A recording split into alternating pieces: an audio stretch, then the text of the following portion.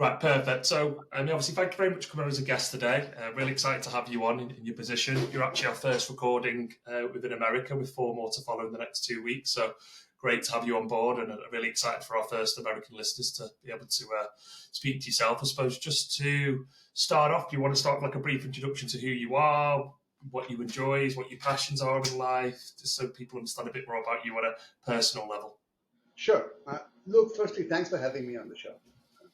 Looking forward to the next the discussion and everything we cover on that. So that'll be great. In terms of what I do, I'm in the auto industry in a company called APTIV, which delivers the user experience through software and hardware to the car manufacturers, BMW, Mercedes, Ford, and so on and so forth. The cockpit experience is what the driver or a passenger experiences when they're inside a car. Now, whether it's playing music, it's navigating, any of that, right? That's the cockpit user experience. And I lead both the product and engineering for cockpit.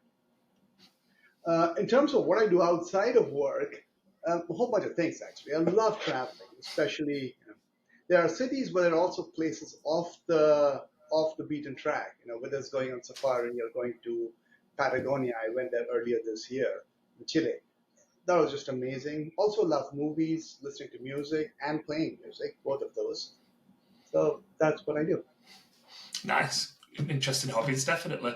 It's always good to see that you can have some hobbies away from work as well. Yeah, otherwise it gets boring. Work takes up enough of our lives anyway. Of course, yeah. I can imagine, obviously, in your position there, this work is a key factor, a part of the time and signatures that you have available. So, going on to your education and background, then, because I know we spoke previously, and you have a very interesting field of these space. Do you want to do us a bit of a rundown of your education, a little bit of your early career, and how you've ended up where you are today? Sure. So, I have an undergrad and a master's in computer science. My undergrad was from India, at the Indian Institute of Technology, which was software and hardware, which has kind of played out interestingly in my career. Then came to the US, went to Ohio State, got a master's in computer science, and somewhere down the way, I was briefly at Stanford for the executive program. So that's in terms of education. In terms of career, rather than a list of companies, it's probably best to say I've spent about 3 decades building products in various ways. Okay, so if you ask me, what is it that you do? So I love building products. The things that blow people's mind, that people love, that's what I do. I've done that across industries. It's primarily driven by software because increasingly the world's moving towards that. You get more and more value and interesting experiences created through software. And I've done this through 4 industries. This is my 4th industry. Started off in networking. Then did startups, I worked at Cisco, went to this thing called voice over IP, which sounds like a vague technical term until you realize that this call is running over voice over IP. So when you use a cell phone nowadays, or Skype, or WhatsApp, it all runs over, or FaceTime, it all runs over voice over IP. Didn't exist when we started, but it was different. Went on to doing consumer devices, and especially AI in consumer devices, which is, think of it as Alexa, which is where I worked at Amazon, or Siri, or Google, and increasingly now generative AI. But and then finally automotive, where I've been at APTIV for about a year, and for 3 years before that at Amazon, I was having this interesting blend of devices that goes into cars but are consumer devices with AI, something called Echo Auto that we built. Yeah. So that's my career. It's been small companies, large companies. It's been a mix. It's one of the things I've looked for. I get bored of doing the same thing for many years, so I look for new challenges. Different roles within the company, different companies, different industries. It just helps you learn. Of course, I know you've mentioned that previously to me as well, isn't it? It's one of your, you feel one of your key strengths and what you've done previously is the moving within the products and seeing the impact in those industries. Obviously, VoIP systems now seem so common, but I know back in the day, 25, 30 years ago, sorry to make you feel old, it was a technology that was unheard of that now is so key to the world. So, yeah, everything I do with my international calls, everything VoIP is so critical to the world. It's just one of the things in your early career, so that makes sense. interested here with your product background. You've worked across consumer devices and a range of fields. Why the automotive industry? Why now? What's led you to be in this space at this current time? Because I think that'd be an interesting thing to understand. Sure. What I've looked for is industries going through change. Because if it's steady state, it's kind of okay. You optimize, you cut cost 10%, you add two features. It's a little boring. But industries that are going through a lot of change from a product perspective are a fun place to be in. And that's what's happening with automotive. I mean, if I take an analogy, it's sort of what happened to mobile phones when the iPhone came out. Massive change. The world was never the same again. So it's iPhone and Android, and smartphones used to be, well, there's these 5% of the population that'll use a smartphone. It's hard to find somebody that doesn't use a smartphone nowadays. Yes, touch screens and smartphones and a lot of stuff, apps. We all take this for granted. 15 years ago, they didn't exist. Nobody could tell you what a mobile app was because BlackBerry sort of had one, but it wasn't. That's what's happening to the auto industry. Compared to where the auto industry was, say, 5 years ago, and where it will be 5 or 10 years ago, it's going to be unrecognizable.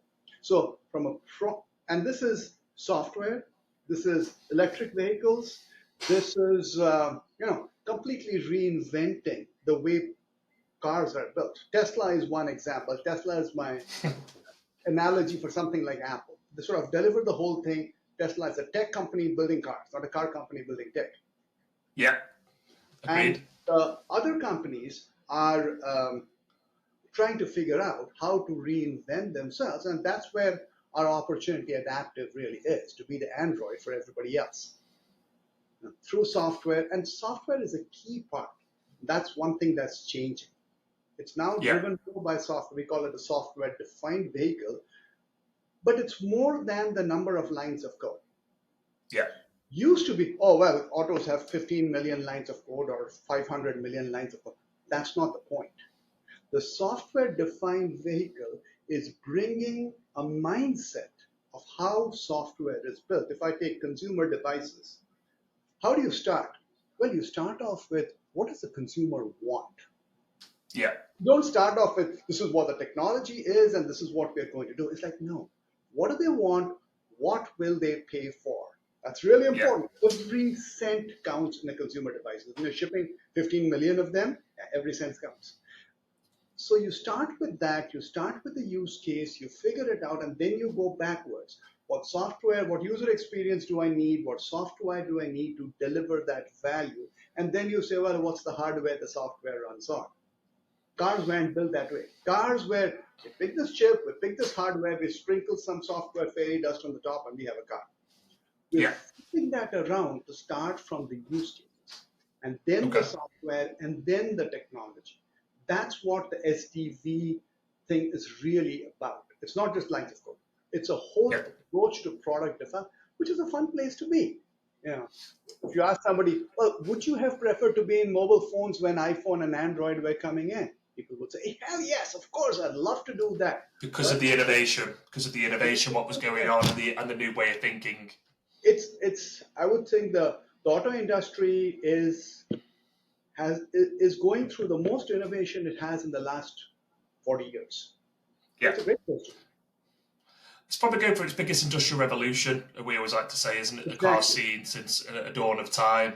And one thing that is quite interesting, I'd love to get your viewpoint on, is that we mentioned previously, is the electrification of the vehicle with the powertrain systems has made the market a lot more of an even place now, because typically previously with the combustion engines, you had the Porsche engine, you had the different engines where the engine was so key. And even though that is still playing a key part with the electrification of the engine, it's made it more of an even playing field. And that's where now the UI and the UI interface of the vehicle and what the vehicle does is having such an impact, because it's allowing almost more consumers to come in to the market, isn't it? It's making it more accessible, which sounds quite crazy, where it's a bit more of an even playing field at this time, where new companies can come in and make an enormous impact, which probably, from what I've seen, wasn't as, I'm not saying easy, but wasn't as freely available 10, 15, 20 years ago. What's your thoughts on that? I totally agree with that.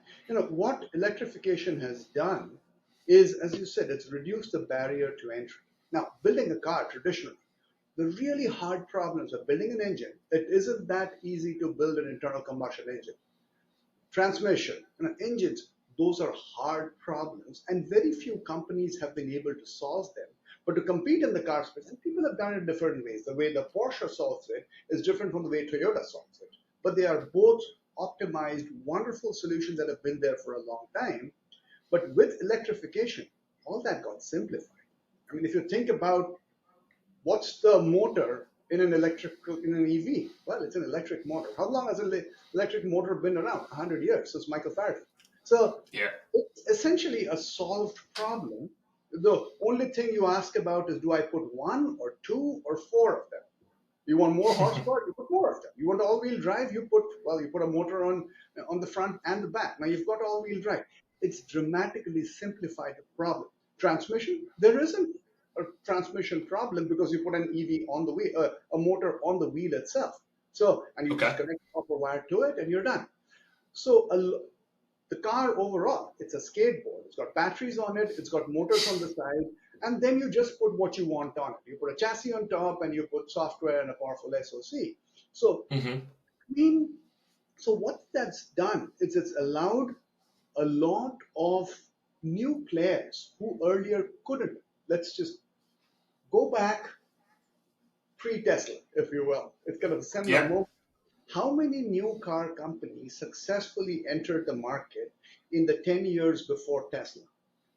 I don't know the answer to that. I do not know the answer to that. I mean, maybe one or two, but practically nobody. And Kia and Hyundai don't count because they've been around for a long time. And they're the ones who grab market share. But if you look at it now, every year, the three of them. I mean, Greenland out of Eastern Europe is building the world's fastest production car. They've never built a car before. It's like 1,000 or 1,400 horsepower. It's insane. VinFast out of Vietnam. I actually saw one on the streets a couple of weeks ago. So they're going straight for the US market. They're not selling in the Asian market. They're not selling in India or Vietnam. They're going for the US market with an electric SUV. The world's changed. A whole bunch of new players coming in. And that's the thing. The two big factors, right? When you think about the market going through an inflection point, the question is why? It's not that creativity magically changed. It's new players coming in, people's expectations changing. When you bought a car in the past, you'd be like, okay, I bought a car, I run it, I put gas, I service it, and it's the same. It actually degrades as you go through the years, and then you're done, you sell it. Well, now people's expectations are shaped by their mobile phone. Well, how can I get new apps on my car? How can I get personalization on my car? Where are the software upgrades? And people expect software upgrades on cars at the same frequency that they get them on their mobile phone. Because the phone's made such an impact, as what you mentioned, where people are less patient now. We don't want to wait. The previous cycles of new features were anything from 6 to 9, maybe 12 months, even longer previously, rather now people want the updates regularly. So, and that's an impact from the use to having the mobile phone, isn't it? As you've said previously, where that's such a key thing now that's changed people's behaviours almost, would be your... Absolutely. And it's not just at the premium end. See, cars used to be, you get the cool features at the very high end, the $100,000 cars. That's changing. So to give you an example, okay, this is public, so I can talk about it. So Mercedes for the S500 had these gorgeous screens, right? That cover the entire dashboard. There's 3 huge screens, looks beautiful.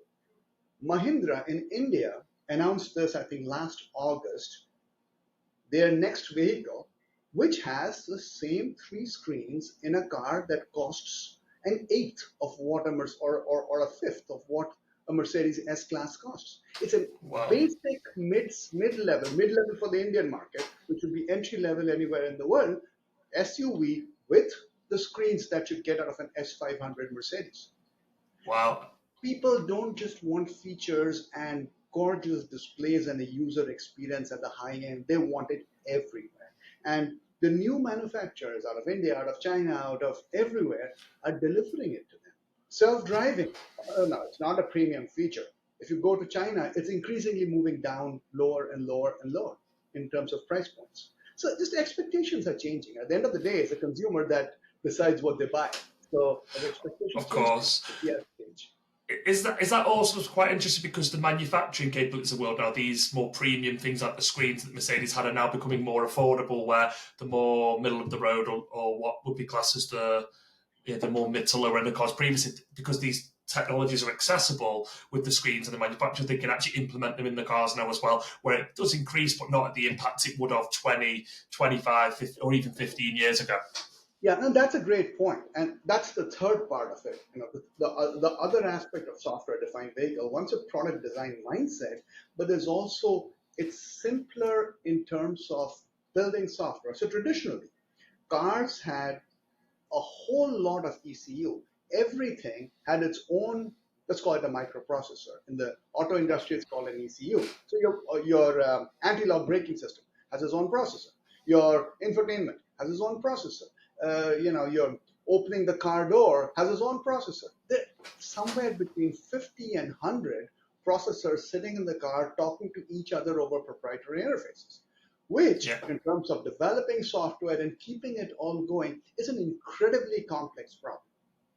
The thing that's happened in terms of technology, again, leveraged out of other industries. What are you seeing in the mobile phone or in backend servers? You're seeing incredibly powerful system on chips that have lots of CPU and lots of memory, and you're seeing things like hypervisors that take that really powerful compute and let you do different things on it. There's a part that's mission critical that can run on VxWorks or QNX or some kind of real-time operating system.